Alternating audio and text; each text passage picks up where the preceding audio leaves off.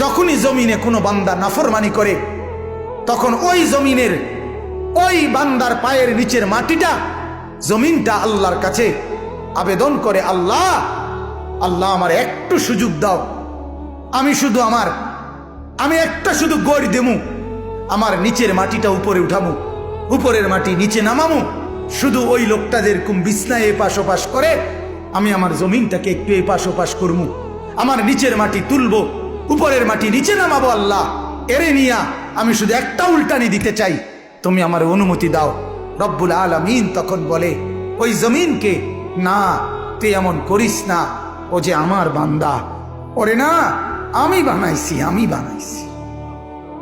আরে আমি বানাইছি। এই জমিন আমি কায়নাত আমার হুকুম দিয়ে বানাইছি, আর ওরে আমি হাত দিয়ে বানাইছি, আমার হাতে বানাইছি, আর নাক আমি লাগাইছি, আর চোখ আমি লাগিয়েছি, আর কান আমি লাগিয়েছি, আর হাত আমি লাগাইছি।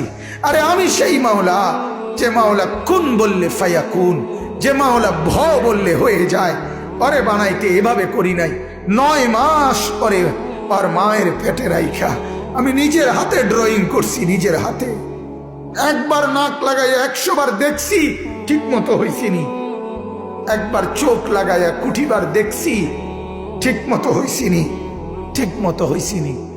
এইভাবে 9 মাস আমি তারে যত্ন করে সাজিয়ে, সুম্মা আনশানাহু খালকান আখার, আমি তার এক মানুষ বানিয়ে এরপরে মায়ের পেট থেকে আমি বের করেছি।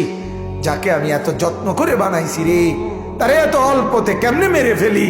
না তুই একটু ক্ষান্ত হ, দেখি না ও তওবা করে কিনা।